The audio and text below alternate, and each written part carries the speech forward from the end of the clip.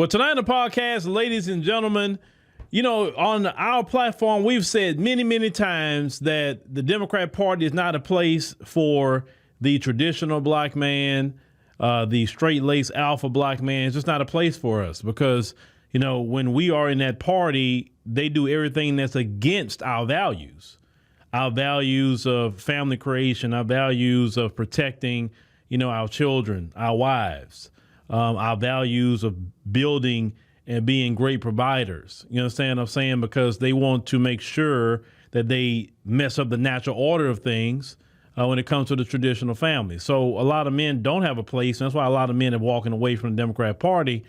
But in Newsweek, they end up putting a post in there, and I said, interesting title. But this is something we covered, and we want to go down this one more time since we on the night before the election. Now, I will say this. I know a lot of brothers, talked to a lot of them. Some of them chose the couch. A lot of them chose Trump. But, you know, I say this. If you chose Trump, you chose the couch, I'm cool with either one of them. If you chose Jill Stein, I'm cool with that. Cornel West, anybody other than the Democrats, I am great with that at this point because the Democrats haven't done nothing for the black community and definitely for nothing for black men. But let's get into it. Democrats have no place for black men with traditional values. All right.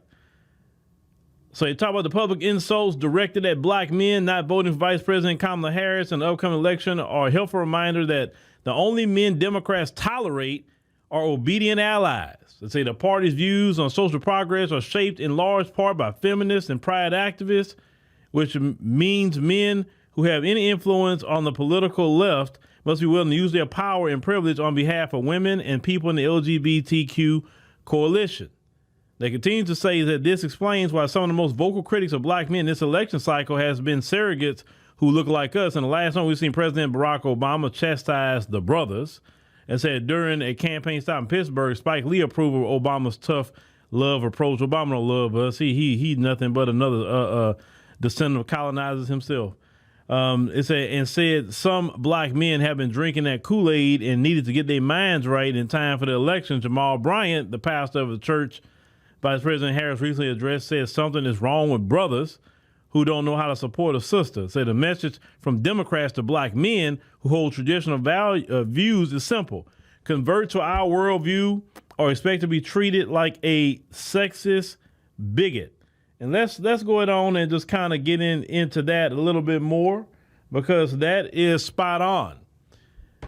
You have to understand, black men who want to value the community by protecting the traditional family in our community, we stand in the way of complete degeneracy running rampant in our community. If they can get the black man to accept degeneracy, if they can get the black man to accept the den of iniquity, if they can get the black man to accept our women and children doing anything they want to do and we can't say nothing about it, they know they completely destroy the black community. As long as that black man is standing there, that black man is in the gap, the black man is saying, no, we're not going down this path of unrighteousness. We're not going to lead our community to the pits of hell. They got a problem with that because the reason why they got a problem with that is because they're not motivated by righteousness' sake. They're motivated by sin and unrighteousness. That's the only reason you got a problem with traditional black men. And think about what the brother said. They want to convert us to their worldview. And you know their worldview don't produce nothing for our children, nothing for our other brothers, nothing for the sisters. It don't. It just leads us to a path to destruction. Well, let's continue. Continue to say, but as progressives continue to move left on social issues, they understandably alienating an increasing number of black men with traditional values and saying views on gender and sexuality. Some are conservative Christians who still believe marriage is defined as a lifelong union between one man and one woman. They say others may be more moderate when it comes to people living their personal lives but don't want LGBT content pushed on their children, whether in the media or in school. They say the left scolding tone will not win them over. Neither will the constant accusations of misogyny just because a black man won't wear, say, Boulay Martin's vote like a black woman's shirt. That's funny. It does not make him a sexist. Likewise, a black pastor who is staunchly pro-life is not anti-woman just because Democrats can point to NBA superstar Stephen Curry, a self-professed Christian and Harris surrogate, and say as a public supporter of abortion. And say this is the Democrats' way to say the party only has room in it for black men who are willing to subordinate their traditional values to the feminist and queer values of the left. And say every high-profile black man stumping, let's say, for the Democrats, and say who still has traditional values is going to have to grapple publicly, let's say, or privately with the tension between his views and his role as an ally to high-priority social justice causes. Now, let's say consider Charlemagne, and say co-host of Breakfast Club, who recently acknowledged the effectiveness of a Trump ad showing Kamala Harris stating her support for taxpayer-funded sex change for prisoners, say to a fuse where his comments that the radio personality himself, a Harris supporter, had to issue a cease and desist order against Trump campaign after they used his comments in a subsequent ad. Yeah, he said it, and then he wants to get them to take it down, right? And you remember that. Then as they continue here talking about Charlemagne and all of that, and more LGBT and trans and all of this stuff here, right? They talk about Tony Dungy. You know, they don't want men like him who display his Christian values. You know, basically any kind of man who's out here, ladies and gentlemen, who is standing up for what's right and what's wrong. We ain't got to go through every bit of this, but I just want to kind of show you this here.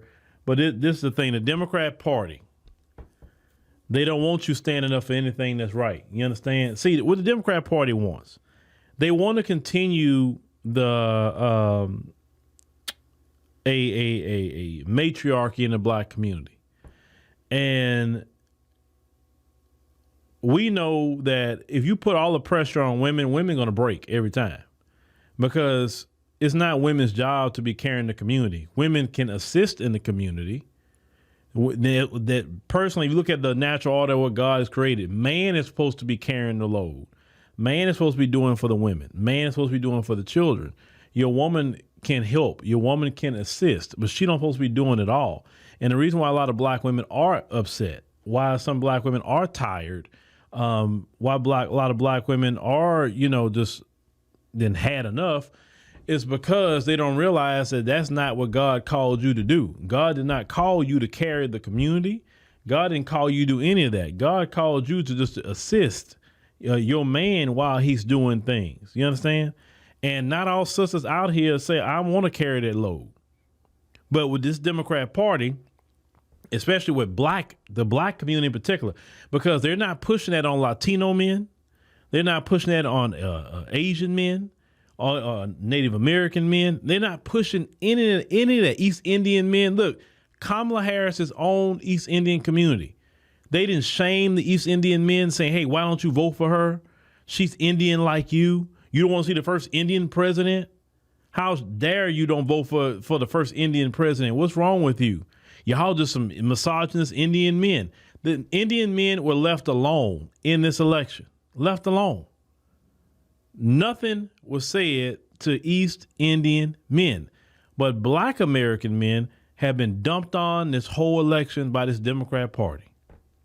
And what Barack Hussein Obama came out saying to black men, a lot of black men say, oh, hell no, and I'm so glad he said it, because you know what? He don't have no right talking to us, because he didn't do nothing for us when he was in office. That's number one. He was so quick to say that he isn't the president of black America. He's the president of all America. He was so quick to distance himself because Barack Obama is not a foundational black American. He's not. So he can't relate to foundational black American men. He's other. And we see what happens when you get these others in political office. They don't do anything. See, the Democrats, what they're going to have to come to realize, them others y'all like to prop up is not going to work. We see through them others. We know how they get down. They don't really support foundational black Americans at all. They don't. So to get down is you're going to have to clear the board with them. Those other women, they don't represent foundational black American women. And those women, they seeing the light on that too. That you're prioritizing everybody else except those women too. But anytime you want to propose something to black women is, hey, I got some good abortions for you. Go ahead and cut off the black population. You understand what I'm saying? When I heard that how many abortions happen, like how many black women are actually doing that per 1,000 births, I was shocked. Do you know it's almost half? Almost half. I couldn't believe that it was like 450 some more abortions per 1,000 births. I'm like, I was shocked. And they say that's the highest. That's the highest. So if you care about the black community, especially as a black man, then why in the world would you vote for a woman that say, that's what all I'm going to promote is that. Not promote provision, not promote getting the interest rates down, not promoting nothing of that. You're going to promote the destruction of our community. Anybody that vote for that, like I said, that's wickedness. It's wickedness. I don't care what you say. It's wickedness. That it's just sickening me to the core of this election that I'm watching people in my community prioritize the taking the life of black children over even food on the table. I'm sorry. I can't fathom. I can't fathom that's the importance. And I'm saying this as a man. I'm saying this as a father. I'm saying this as a husband. I can't, it's like you can't get me. But the scriptures teach that in the last days, the enemy will deceive even the elect. Because you got people who actually got some college degrees and yet believe that. People that went to school to study economics actually believe that. Our elders had 12, 13 children. Everybody ate. Everybody had clothes on their back in the time that we didn't even have jobs like that. We didn't have all this access like that. And you talk about the numbers of these other groups don't do that to their children. That's why they're more in population. You understand what I'm saying? So men that take issue with that, we can't be in the Democrat Party. And neither am I saying let's go march to the Republican Party either. I'm saying we should be a political independent, but let's say tomorrow's election and you say, hey, okay, well, shoot, who should I vote for? Anybody but Harris. That's what I say. Anybody but Harris. Anybody but Harris. You want to vote for Trump? Fine. Cornel West? Fine. Jill Stein? Fine. I think Chase Oliver's on there? Fine. Robert Kennedy? Fine. Couch? Fine. Any of those choices, trust me, that's a beautiful choice. But Harris, man, just my morality can't let me vote for her. I don't want to vote for no candidate that's promoting the destruction of the black community. Man, come on now. If you go vote for that, then you just as guilty. Because you knew what she was about before you went in that voter booth about the destruction of the black community. Then someone tried to justify and say, well, Trump is racist. You had Obama for 8 years. He didn't get rid of racism. You're not going to get rid of racism. It's not going to happen. So don't look at a politician to get rid of racism. Even Martin Luther King says you cannot create a law that governs the affairs of the heart. That's just that simple. So if you're thinking a politician is going to stop racism, you're silly. Obama didn't end it. Clinton didn't end it. Biden didn't end it. Because all these people use racism against us anyway, including Obama too. Because he others himself. He don't look at it like he's one of us. What I'm saying to y'all, ladies and gentlemen, is just think about that. This election is tomorrow. Think about it.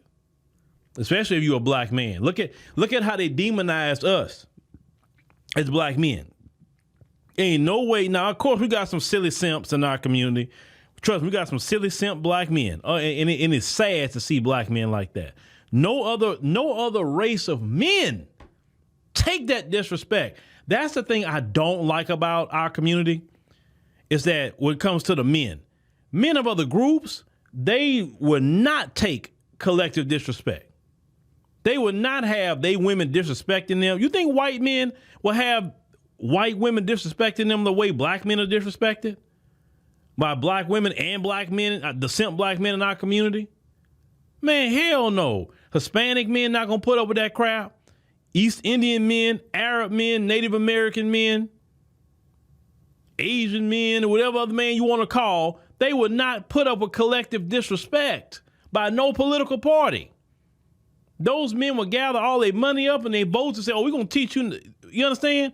But the problem is with black men, black American men in particular, is that you have been taught to be a doggone simp and think, and the biggest thing that the problem with black American men is that you have low self-esteem. That's why you put up with it. You put up with it because you have low self-esteem. Because your self-esteem is beaten down in this society. With systemic racism, society beats you down. And then our people, the women and the men, beat you down.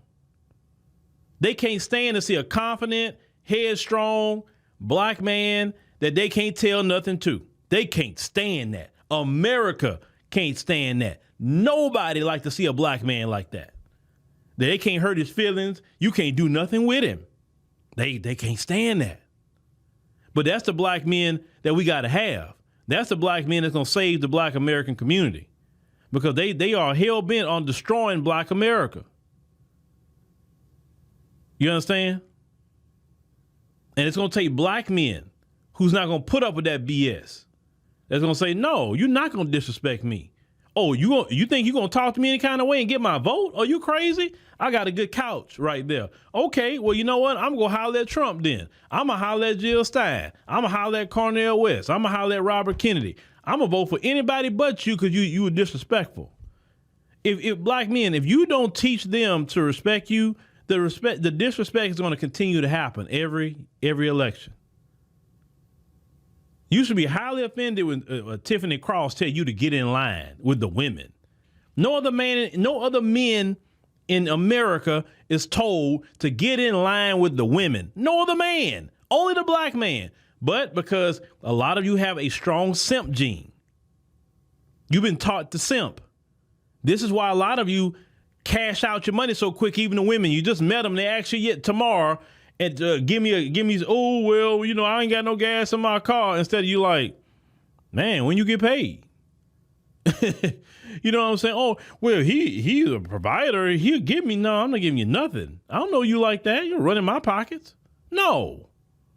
Well, I'm gonna block him good because I don't want nobody broke.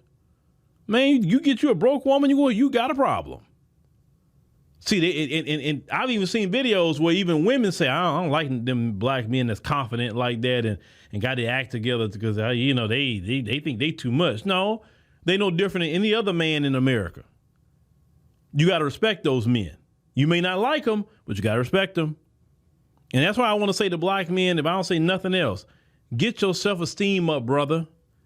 And the best way to get your self-esteem up is get your money up. Because when men have their money up, their self-esteem come up with it. I'm telling you, when you don't have no money, your self-esteem is low.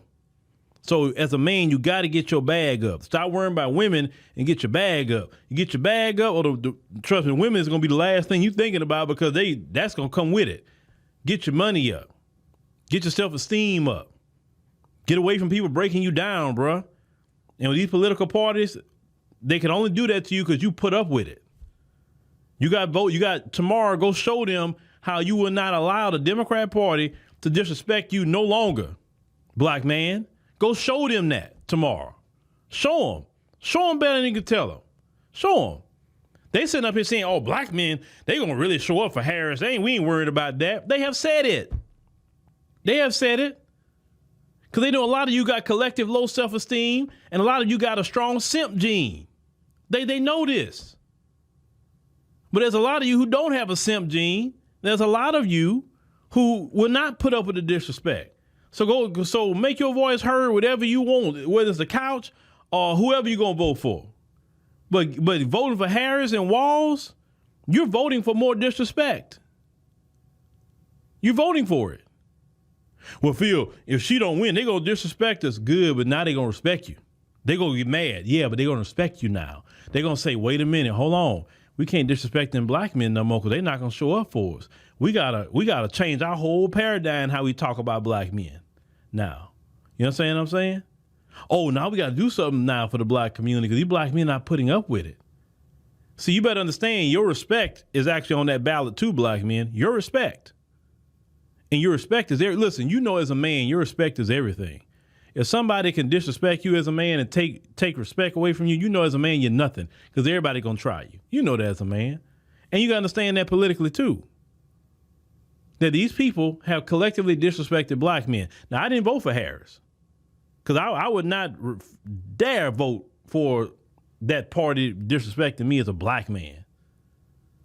And then if you let them disrespect you, that's why our children don't respect black men. Because you ain't show society to respect you. You understand?